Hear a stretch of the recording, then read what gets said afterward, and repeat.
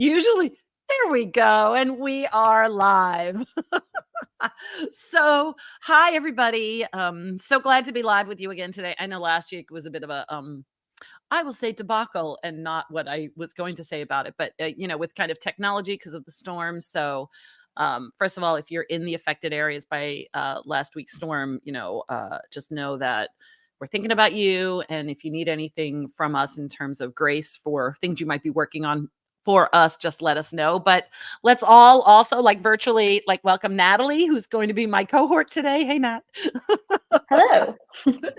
So I don't know, for those of you who haven't met Natalie yet, she's our senior content producer here at Green Book, and she's really been my right hand in a lot of things. And Lenny isn't feeling well, so we wish Lenny well. Maybe he's listening from his bed at the moment, but Natalie's here, and it's perfectly appropriate for Natalie to be here, which will become clear to you shortly. So you want to get into it, Natalie? You ready? Let's go for it. Yeah. Okay. All right. So can I start with the biggest news of the week, which I'm sure the entire world cares about? Can we start?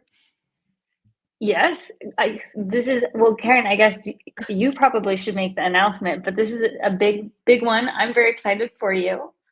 So the biggest news of the week, and I would have said this if Lenny was here too, is that I am officially a grandmother, which is insane to think about. But here's what I'm going to do, because I want everyone to see this is the biggest news of the week. So that is little Noah David Lynch, and he's freaking priceless. And now he's actually had his first media appearance. So well, I'm him just to the world. impressed by all of his hair still, like 4 days old, full head of hair. I know.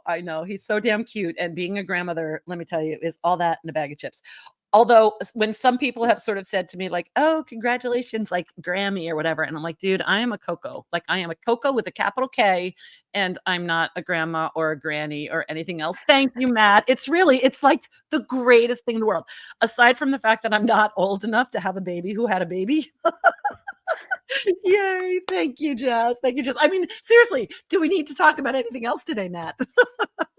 I could look at photos all day, so keep them coming, Karen. Keep them coming. Thank you. So no, seriously, it is the biggest news. So anyway, so thank you for letting me just indulge myself a little bit more. And anyway, and then I can prove to my kids that I think about them all the time because I'm bringing them into the workplace. Crazy, right? Anyway, okay. Let's move on to some insights and analytics stuff, shall we? Yes, we shall. Okay. For those of you who are listening, Natalie, just found out she was doing this morning, so we haven't had too much time to chat, but I do want to find out, Nat, if you had a chance to play with Spotify's new feature to have an AI generated playlist. So it was launched this week. And anyway, played around with it yet? I haven't, which I'm a little bit sad about because I've been hearing great things, but I cannot figure out. I think I must need to update my apps or the platform on my computer because I just can't find it. I've tried making new playlists and it just doesn't work. But have you? I have played, and it's just so funny because I was like, oh yeah, I'm going to play, because that's what I do, right? I play with AI. And the reality is my kids I'm realizing how influential they are, because it pulled up for me something that was recently shared. So okay, Noah Khan, I like Noah Khan. So it's one of my daughter's favorites, and my kids play, and I think he's awesome artist. I now listen to him. But the Wiggles remixes, that was really shared for fun. And so yes, I recently heard the Wiggles remixes, but I don't need it in my AI playlist.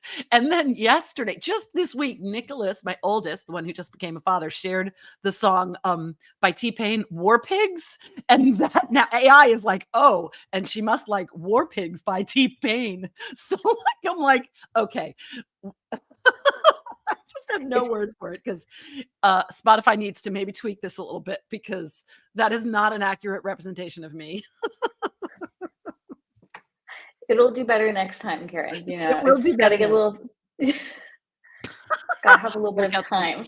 Yeah. So Matt, yes, you have to try it and then report back in what Spotify thinks you love, because I'm telling you, War Pigs just cracked me up. I'm like, is that what it thinks of me? Anyway, one of the things that I always do with Lenny Nat is why is this important? Like, why is even talking about this important? Why would this make it into the cut for the week? And for those of you listening, really the bottom line is we're talking about AI and data analytics are coming together for personalized user experiences, for better, for worse, right? But Spotify's taking this vast amount of data and they're putting it together to kind of artificially curate an experience that demonstrates kind of all of the power behind this tool. So that's the why you care about this. So check it out and let your brain's thinking be about, what does this mean? How can we be leveraging AI for our users' experience? Because is there a use case for us learning kind of from Spotify? So anyway, and have a little fun with your own, with your own listening preferences. So, all right, enough talking about me. I want to get into you, Natalie. Yeah. You were at IAX LATAM last week, which is a really big deal. So tell us a little bit about LATAM, what your experience there was. I was Yeah. not able to go, and you and I haven't debriefed, so this is authentically real. Tell me about it. Yeah, great event overall. Speaking of streaming, we did have some great streaming partners on stage, so it was great to see a lot of brands representing in our content. But there were a lot of people presenting in both English and Spanish. We had live translation going on for each session, so it was really great to see kind of a blend. We were really focusing on this event the kind of the U.S. Hispanic population as well as the Latin American markets. So it was really cool to see that confluence of all of the different research that goes into that. We had a great headliner with Marta Villanueva. So she started us really strong. And we had a lot of really great sessions. I will definitely say, for those who want to hear a little bit more about it, we'll have another podcast episode coming out, not this coming week, but the following. So make sure to check that out as well, and you'll hear a bit more about it. Cool. And, like, double shout out to Marta. So Marta has been a friend of mine for a long time, right? We know each other through the QRCA and through SIPSI, the Creative Problem Solving Institute. And so, she and I are like, industry sisters. But there was a dropout at the last minute for a keynote. When I say last minute, the week prior, she's the call. You know how those people that, like, who can I call in the middle of the night kind of thing? She is one of my people for that. And so I was like, hey, hey, can you help us out? And she nailed it. Like, that is a true professional, right? So thank you, Marta. I'm really grateful about that. How was it for you, by the way? Sidebar into the bilingual nature of it, like, because you are bilingual. So how was that for you, like, hearing some content in English and some in Spanish? Yeah, I thought it was really interesting listening to the translators in particular because, you can go to the back of the room and kind of see what their process is in real time. And so they, to the best of their ability, will just kind of translate, not word for word per se, but certainly try to kind of summarize the gist of every sentence.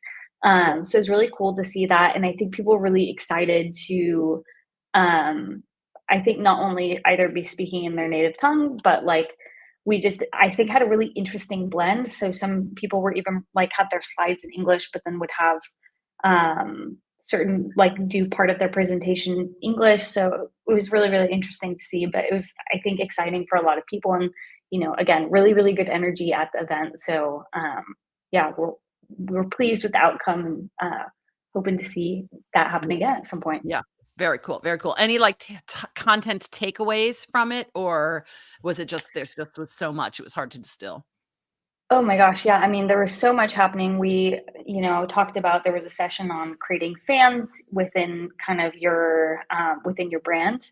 We had sessions that were talking a little bit more about how to prepare. This one I thought was a cool one, actually. Um, Talking about different ways to market. So in this case, it was about supermarkets and with vegetables and produce. And so they created these stickers where you can see, based on how ripe the fruit or vegetable is, what you might cook with it. So it was a way to get people to invest in produce past when they might expect to buy it. Cool. And they saw actually an uptick in their sales. So, insights like that were really, really interesting. Yeah, that's so cool. So cool. Yeah. And that's one of I just love this freaking industry because there's so much that's interesting if you have that growth mindset, like so many of our, listeners do, and in our audience, just this idea of, like, being just curious about that stuff. So Cool, cool, cool, cool. So you want to talk about kind of like back to our agenda, kind of what's next that we're going to talk about today? Speaking of events. Sure, yeah. So, yeah, speaking of events, the Garage Group shared some takeaways from the Insights Association Corporate Researchers Conference from 2024, which focuses on AI and staying human. And Karen, I think you read a little bit more about it than I did. Yeah, yeah, and I, another one that I was not at. So I really love a good recap article, and shout out to anybody who ever wants to recap an event for us and publish it to us. So I'm really glad Garage Group did this, but also you can reach out to me and say, "Hey, I'm attending this conference. Can I recap it and have Green Book publish it?" Because the short answer is yes. That's how we all stay in the know. But anyway, it looks like at CRC they were talking about AI. AI being in, like, people are still searching, sleuthing it out. It's really interesting. People are still exploring AI. So we'll talk a little bit more about AI later, but that theme, was still out there. But they also talked about, the GarageBand called out at least the idea that it's important to be a whole brained researcher, combining storytelling, adaptability, cross functional collaboration, kind of like the whole kitchen sink when it comes to what you need as an insights professional instead of just, analytical skills or something like that. So I thought that was a really interesting concept to take away. And then the third thing, again, they shared 5, but 3 of them are the ones that jumped out at me because the two extra ones were about kind of AI related.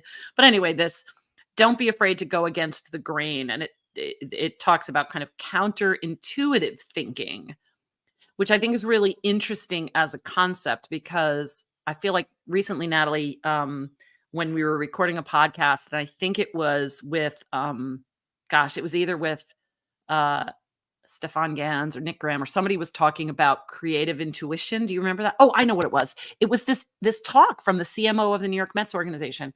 Let's go Mets, sidebar. The idea of creative intuition as being an important skill. So I liked this creative intuition. At the same time, you might need counterintuitive thinking. I'm like, God, it's complicated what you have to have in your brain to succeed in this industry. Anyway, super good stuff, right? Yeah, yeah. And speaking of more good stuff, Karen, Yes, yes. Do I know. So coming up this week, we're actually kicking off another IEX event, IEX AI. So we'll start on October 9th with our intensive day. So that's this coming Wednesday. So make sure to sign up if you're interested in attending that. And then the main event will be on the 15th and 16th on Tuesday and Wednesday of the following week, if I'm not mistaken. And Karen, do you want to talk a little bit about what the intensive day will kind of entail so people have a better Yeah, and grasp on I that? do. I'm really glad that we're talking today, that we can explain this, because some people might be confused. There's no cost to attend the main virtual event, right? Anybody can sign up for free for the 15th and 16th and add that into your day. There is a very nominal fee, all things considered, to this intensive, and it's very deliberate. It's sort of by design. The intensive is a level setting day. The intensive is a day for you to say, you know what, I've been a laggard in this adoption curve. We haven't even gotten there yet. I feel behind, and I want to be up to speed in order to get the full benefit of the main event. So that's what next week is about. Next week is about getting everybody on the same page, because the main event is going to be loaded with use cases. We'll talk about those in a minute. So loaded with actual applications, lots of brand side partners, or brands and partners talking about how they are using the technology today. So to get up to speed, we wanted to give everybody a chance to come to this intensive. So an introduction to generative AI in market research, practical applications of generative AI in data and analytics. So whether you're an insights professional or an data analytics professional, we will start the intensive off with sessions catered to you, with some great partners helping us with that content. And then we have somebody from SMR coming in to talk about the ethics and the best practices around it. So that I'm really excited with. We'll get right into those challenges and make sure that everybody has had that talk, right? Because some people have had it already, but others not so much. And then I will be leading a panel, so I'll be moderating a panel discussion with, three amazing people. Edwin Roman from ESPN, who has been in our, kind of in our ecosystem for so long now. He's going to be joining me. Isabel Rist from Bayer will be joining me, and Tino Klun from Lufthansa Innovation Hub, who just spoke at Europe and has been on our podcast also. So these three are going to be talking literally about kind of the adoption journey at their companies, where they are in that adoption journey, and then their early use cases also. And then finally, like, it's so great for a day. The day will end with a workshop on smart AI prompting for market research. So literally, there's your prompt workshop to help you if you haven't started to do that yet. What are the prompts that will help you in our industry? A collaboration between Kelly Styring from Insights Farm, who's an amazing qualitative researcher and consultant that I met 2 decades ago when she was my client at Frito-Lay. So we've known each other for a super long time. She's incredibly smart. And then Betsy Schock from Vox Pop Me, they're again collaborating on their side too. So the intensive is packaged. There's a certificate of completion at the end, which will just kind of help you feel like you've gained some proficiency and share internally, like, hey, I am now somebody you can count on. I have a primer in all of the basics. Anyway, I'm so excited about it. As you can tell, it's going to be a great day. Yeah, absolutely. And our main event is going to be pretty impressive as well. We're really excited to have Microsoft on stage. So that will be Barry Jennings. We'll have Donovan Andrews from Ogilvy Consulting, and he specializes in AI, if I'm not mistaken, right, Karen? Yeah. So we're really excited about that one. And then we'll have Barrett, I'm so sorry if I mispronounced this, Kupelian from PwC as well. So we're really excited about those. Our title sponsor, NIT, is also bringing NASCAR, so that's a really exciting session. So they'll be talking a little bit about how their research is driven by AI and then becomes report ready. So that's really exciting to see with a partner. We'll also have how Subway is combining AI with the human thinking regarding culinary global trends with brain research. So excited about that one as well. But we'll also have lots of other brands coming to stage. So we'll have Bobo's, we'll have De Beers, we'll have Nestle, we'll have Lufthansa, we'll have Vox. And there will be some with partners, some without. So lots of really, really good brands on stage. And then we'll also kind of be wrapping up with a framework for evaluating AI solutions with Jade Kite and McDonald's. And then our final session will also be kind of setting that tone for AI and what to expect for the future. And that will be with Yabble, and which was recently acquired by YouGov, and Ari Popper from SciFeatures. And if you don't know Ari, he has some really interesting thoughts on, like how to position yourself from the future or for the future. My goodness, I can't talk today. But yes, he's also joined us on the podcast. So make sure to check that out as well. But yeah, so yeah, the other thing that I definitely wanted to mention, if you're ready to dive into the next subject, Sure, Karen. let's do it. What's up? Yeah. More congratulations in order for Miss Karen this week. So she just was awarded from the Insight 250 Awards. So congratulations for that as well. It's a double whammy week for you. I know, but we also it was good. Thank you. Yeah, well, but definitely just wanted to. What's funny about that is if you're on LinkedIn like we are, like all the time, like you can't help but see like there's a lot of my peers are received nomination, or received the honor this year, and like my notifications are all like, you were tagged in another post, and I'm sorry if you tagged me and I didn't get back to you because I was also becoming your grandmother. So like it's like I was really trying to keep up with it, and I was like, but I'm really busy right now. So anyway, so congratulations to everybody who's a peer of mine and a colleague of mine. I'm really happy for all of you, because even if it's a lot of people, it still feels good to be validated, right? And I think that's what this comes down to is say what you will about how many of us there were, it still feels nice for somebody to say, hey, you're doing a good job, Definitely. Well, you are, Karen. So thank you for all of your contributions to the industry. But yes, big congratulations to everybody who was honored. So yeah, thank you. Super exciting. Lots and lots of people. So yeah, all good stuff. So all right. In other news, how are we doing on time? We're 19 and a half minutes. We're okay. We have 10 minutes left to talk about some other stuff, right? So there's this really interesting report that if you're in the UX space, you're going to want to check out. Or if you do product research, you're going to want to check that out. Yes, Matt, by the way, Kelly Styring is incredible. She's great. She's just really good. I'm really excited for that. Actually, I'm really excited for all of the content, but that one in particular. Anyway, back to this user interview report that was published. So if you haven't, been able to tell, I really love reports. When people publish research, I get really excited about it, right? I am a researcher at heart. So this one is User Interviewed published this report, and it's the state of research for non-researchers. So what they mean by that are their definition of researcher is somebody who has like research in their title, right? It's a market research professional, basically. They have these non-researchers, which means people that are doing research, but it's not really a part of their job. And user interviews is basically, a platform that anybody can use. So it's interesting that they're doing this.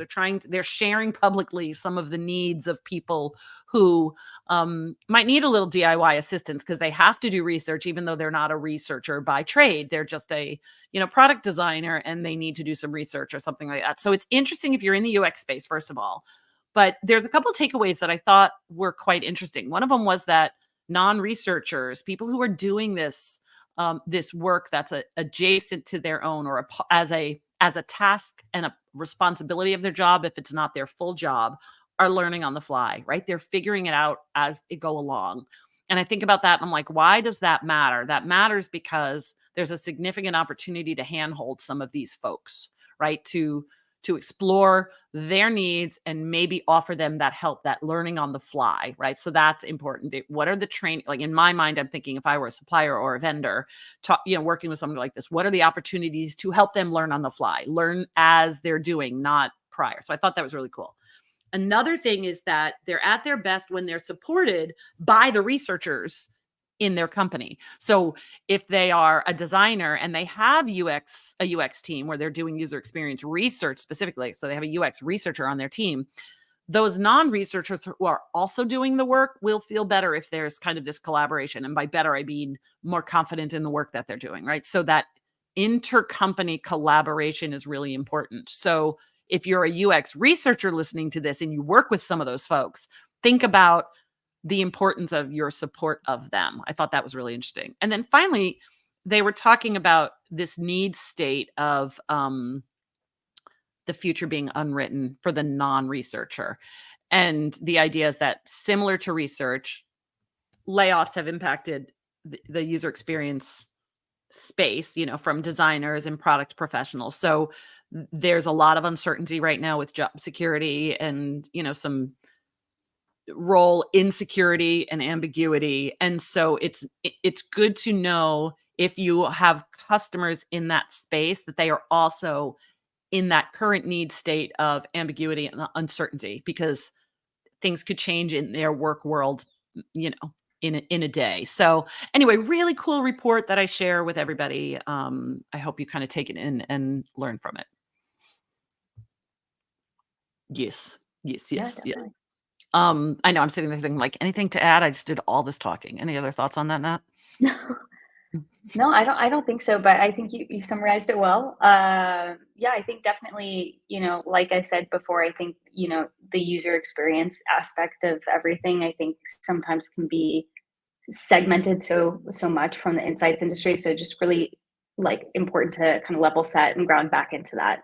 Yeah. Thank you. Yeah, it's true. It's so interesting.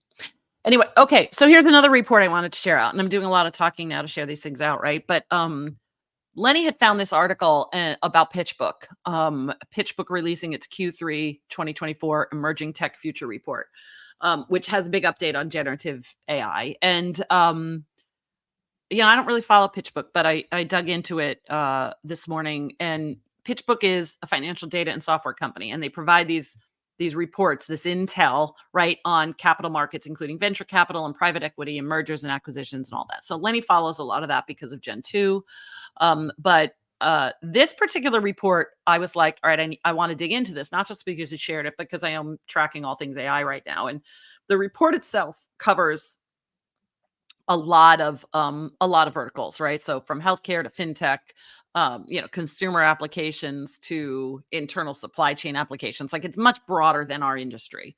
But there is a section in this report on data analytics, which I think I encourage everybody to get the report, download it, go to page 8. If you don't want to read the whole thing, go to page 8 where it talks about data analytics, because the overall report talks about some of the hurdles, right? Like what different verticals are facing in terms of cost and reliability concerns, and also just some non-negotiables. But when it comes to data analytics, here's some interesting takeaways from this. And Nat, think about what you might, be curious about or what you want to ask about after I share some of these. While most analytics software doesn't depend on Gen AI, they at PitchBook estimate that 2.1 billion will be spent on Gen AI native analytics and business intelligence software in 2024. So that's currently growing 61.6% from the previous year. So again, this is rounding up the year. That's their estimate. The growth, here's what they go on to say, their growth slightly lags the rest of the market, including that of other use cases such as like customer service, software development, whatever, a bunch of other use cases. But the estimate reflects a small but growing proportion of spending on Gen AI in the data analytics industry that will approach 10% this year. And you take that in and it all sounds really good. Like it's a lot of money. 10% of a lot of money is significant.